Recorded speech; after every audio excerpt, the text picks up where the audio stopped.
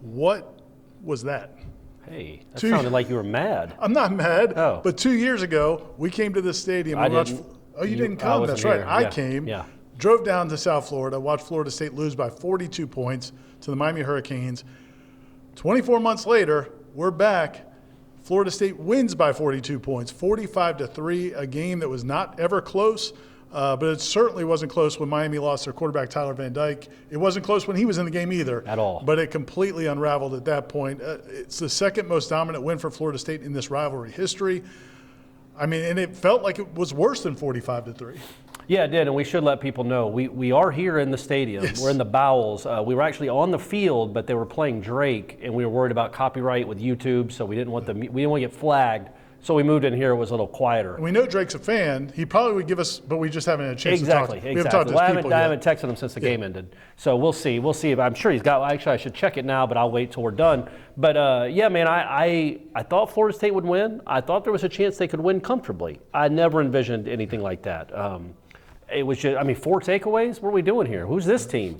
But, and some of them, Garcia threw it right to him, but you put pressure on them because your offense kept doing what your offense does. Your offense scored early. It scored often. Only threw the ball 12 times, but it didn't matter. I mean, you were looking at offense, and I think I said this earlier this week now.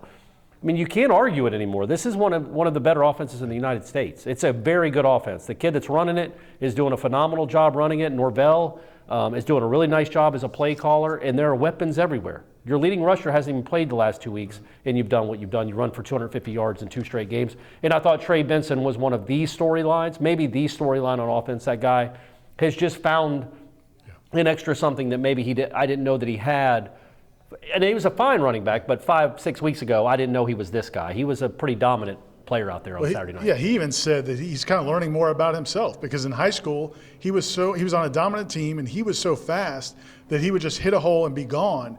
He's now getting an opportunity in college to learn how to run through tackles, and he said he kind of surprised himself with some of those second and third efforts he had today. I mean, just a dominant performance over another game with over 100 yards rushing, 2 really physical touchdowns. And it was 2 weeks in a row now where Jordan Travis is wearing a baseball cap in the fourth quarter. Yeah. I mean, that's been a while since Florida State's had a quarterback that could do that. Yeah, and just this team, like I thought the defense, that was by far the best it's played. Now I know it's hard to gauge because it's Miami doesn't have the best offense. They don't have the best offense. They right? clearly don't. But, man, I just thought that was exactly what you're looking for. Nothing easy. Intercepted balls that were thrown to you, which is nice. Picked up fumbles when they handed them to you. That was nice. And didn't give up a touchdown on the first drive of the second half, which was very encouraging. All of it was encouraging. It was just a complete and utter beatdown. Miami had less than 100. What, they have 70 yards at half? Yeah, 76 yards. And Florida State had 300? Yeah, over 300. It's a recipe to win. And, when you talked about it, but when you think about where this program was 2 years ago, and to where it is. I mean, that was a dark day, man. I know it was his first year, and it was a COVID year. And he wasn't even here. It was dark days for all of us back then in September of 2020, but he wasn't even here because he had COVID. Yeah. And he was sitting there in a COVID fever dream watching his team lose 52-10 to not a great Miami team. And then 2 years later, as he pointed out, his first trip here, he's 1-0 here. Yeah, he's quick to clarify Well, that. he did not say he was 1-0. He really does. This is his team, and that was his loss. But his first trip here, for what's happened in these 24 months, 2 straight wins now over Miami, a 42-point beatdown in their building, which has to be the biggest win in an opponent's stadium in this program history. Well, certainly for Florida State it is, because the biggest one was 47-0 at Doak in '97. Man, that's a good night for this program. That is a good night if you're a Florida State fan. It's a good night for that coaching staff, especially I imagine they might be even calling recruits. I mean, everything about tonight was perfect. It's not just that you won the game and you show, yeah, we're 6-3, we were 5-7 last year, we're better. You just dominated one of your chief rivals and guys that are a rival that's trying to get all the players you want. You just completely throttled them. And in some ways, it's not just the final score, because like you said, Miami's not a good football team, and they're certainly not a good they've not had a good jury's season. still out. There's 3 games left. Let's see how it They're not a good plays football out. team, and they have a terrible offense, especially when they don't have Van Dyke. But I thought what was cool about this win is all the things we've all kind of been wringing our hands about. Situational football, scoring before halftime, not letting the other team score right after halftime, the red zone conversions. And then one big one was the last time this team played a rival, they completely let their emotions get a hold of them and just take over that game. They lost at Florida last year because they got too emotional in that game. Florida's players and Jordan Travis got hurt. That helped. That didn't. Florida's players were talking trash before that game. Florida State's players got out of their minds and lost complete control and composure, and that's a big reason why they lost. This game was completely different. This team came out focused. They came out determined. They executed well. Jamie Robinson, who had a great game, had a great quote after the game. He said, look, we knew they were going to come out and talk trash. We just had to bust them in the mouth.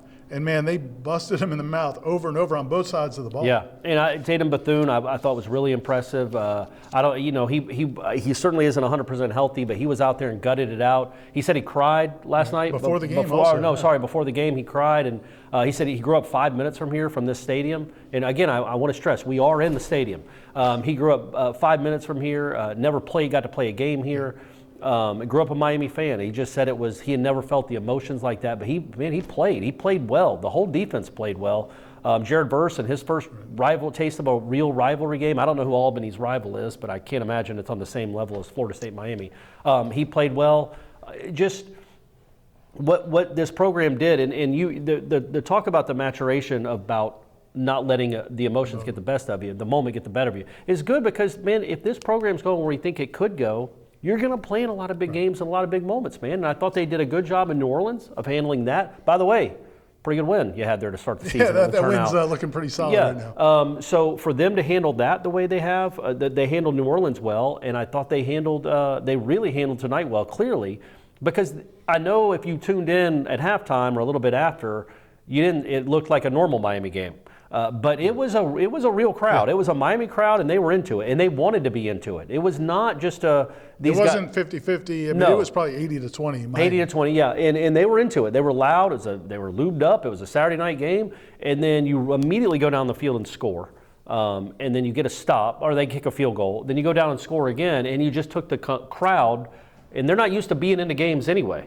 But you took them completely out of the game, which was just, I thought, a really important part of what you're trying to build when you handle moments, you handle rivalries. You got another one coming up in 3 weeks. We'll see how you handle that on a Friday night, but I thought that was a nice step to play that composed and that, like you asked Norvell about, situationally detail-oriented, where they were perfect in the red zone, they were good on third down, they were good at getting off the field on third down on defense. Everything good teams do, they did tonight. It wasn't a perfect night for Florida State's family because one of their fans got into an altercation with some Miami fans during the game. Yeah, there were two FSU fans. One of them really did not go well. And, yes, that was right in front of us. It was like a pro wrestling match, and my man, hopefully you're all right, buddy. Whoever you are, hopefully you're all right. I think he's watching this. He took an L tonight. He did take an L, but you got a dub. He was outnumbered. But that was a tough one. He ate a W and then he ate a lot of fists. And that was it. That was at halftime. So I imagine he was in the student section. Yeah. So I imagine there's some videos out there on the Twitter. You're going to see some videos of that. But overall, again, the other thing I was impressed by was in the post-game press conference. Man, those guys didn't seem like overjoyed. I mean, like they were satisfied. Yeah. And they were, pleased.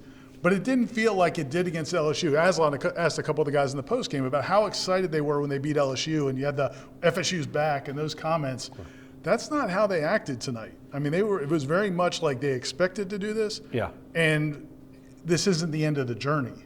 Yes. I think that's a good sign. Oh, absolutely. And man, and I think again, Jamie Robinson, Jordan Travis talked about how they were. There was a lot of trash talking. I asked him about putting the baby to sleep after the last touchdown. He said he even remembered doing it. Yeah. I don't know if he remembers shushing the crowd after the second touchdown. Like Jordan was into it a little bit. He doesn't remember all those. Yeah. He said he got caught up in the moment. He got caught up in the moment. He didn't really remember it. But it's cool that he gets moments like that. And Norvell brought it up repeatedly. We talked to him about 30 minutes ago. Well, when you're watching this, longer ago than that. But that he preached to the team that this was important. Right. And I like that about Norvell. I like that it's just about us. It's a faceless opponent, blah, blah, blah. He preaches to them how important Miami and Florida are. He does. He says this isn't another game. This isn't just another game, and I don't treat it as such. The only two teams he mentions at the start of every preseason camp, he says, are Miami and Florida. Well, this was one of them, and he said they played like they had been preparing all year for it. And that's again a good sign. We'll see how they handle the day after Thanksgiving. Because that team actually has an offense that can move the ball a little bit. But I think again when you're looking at a game like this, obviously this team isn't going to win national championship, and that wasn't Jimmy Johnson's Miami Hurricanes that you just beat. Not quite. Not quite. But when you're trying to judge where a program is and where it's going, when you start checking off these landmarks and checking off these boxes, it's good to see these kind of wins and these kind of dominating wins. Also, it's 2 weeks in a row. 2 years ago, you lost to Georgia Tech at home. Yeah. You beat the bejesus out of them last week. Right. And then here you go against Miami, who you lost to by 42 points 2 years ago. You just beat them by 42 points. I don't know how often there's been an 84-point swing in a rivalry in 2 years, but it really is remarkable. And, the other thing I think when you look at this team right now is they're 6-3. They became bowl eligible, Corey. We're going to a bowl, baby. I can't wait. Where are we going? Where are we going? Not Shreveport either. We're not coming to you. We're not coming to you, Shreveport. They're 6-3. They've got 3 games left, and Syracuse just lost their 3rd straight game. So now that game, you got to feel good about going into that game up in Syracuse next Saturday. Then you got Louisiana at home, and then you got the Gators. And the Gators, man, that should be a fun game because Florida looked good against Texas A&M, right? And got a win there. So this season, though, there's still so much on the table. When they lost those 3 straight games to ranked teams, you started to wonder, man, is this season going to teeter and maybe fall off?